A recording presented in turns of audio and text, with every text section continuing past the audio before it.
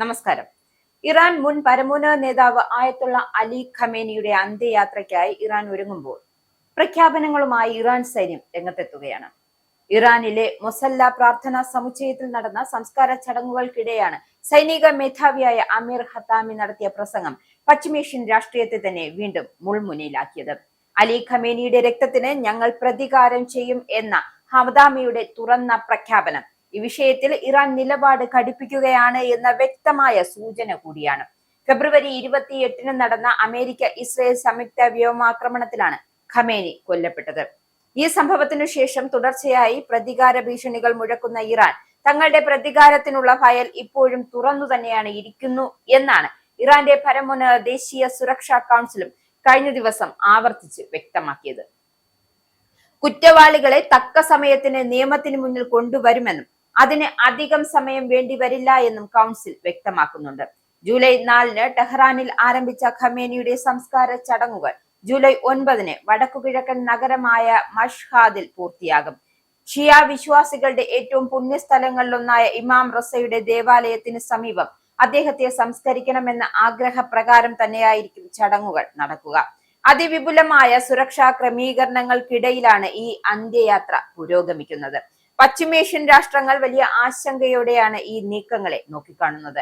ഖമേനിയുടെ വിയോഗത്തിനു ശേഷം പ്രതികാര നടപടികളിലേക്ക് ഇറാൻ കടക്കുമോ അതോ നയതന്ത്ര തലത്തിൽ സമ്മർദ്ദം തുടരുമോ എന്നത് വരും ദിവസങ്ങൾ വ്യക്തമാകും. ഏതായാലും അലി ഖമേനിയുടെ രക്തത്തിന് പകരം ചോദിക്കുമെന്ന സൈനിക മേധാവിയുടെ വാക്കുകൾ മേഖലയിലെ സംഘർഷങ്ങൾ അവസാനിച്ചിട്ടില്ല എന്ന കാര്യം വീണ്ടും ഒന്നുകൂടി ഓർമ്മിപ്പിക്കുകയാണ്. ഇസ്ലാമിക് റിപ്പബ്ലിക്കിന്റെ ചരിത്രത്തിൽ ഏറ്റവും വലിയ അന്ത്യയാത്രയ്ക്കാണ് ടെഹ്റാൻ സാക്ഷ്യം വഹിക്കുന്നത്.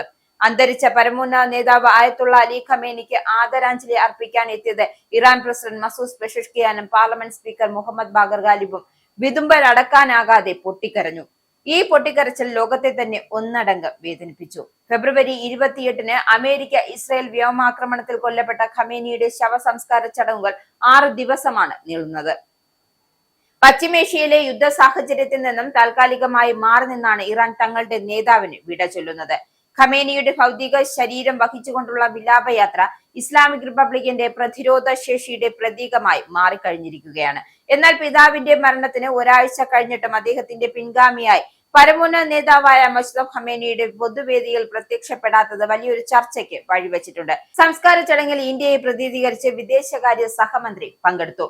ഏതായാലും മുഹമ്മദ് മുഫ്തി, സൽമാൻ ഖുർഷിദ് തുടങ്ങിയവരും ആദരാഞ്ജലികൾ അർപ്പിച്ചിരുന്നു. റഷ്യയുടെ ദിമിത്രി മെദ്വേവ, പാകിസ്ഥാൻ പ്രധാനമന്ത്രി ഷഹബാസ് ഷരീഫ്, ഇറാഖ് പ്രസിഡന്റ് നിസാർ അമേദി തുടങ്ങി 8 സർക്കാർ തലവന്മാരും 12 രാജ്യങ്ങളിലെ പാർലമെന്റ് സ്പീക്കർമാരുമടക്കം ലോക നേതാക്കളുടെ വൻ നിരയാണ് ചടങ്ങിനെത്തിയത്. ഇറാൻ അമേരിക്ക സംഘർഷത്തിനിടയിൽ നടന്ന ഈ സംസ്കാര ചടങ്ങ് രാജ്യത്തിന്റെ ഐക്യം ലോകത്തെ കാണിക്കാനുള്ള അവസരമായി അധികൃതർ മാറ്റിയിരിക്കുകയാണ്.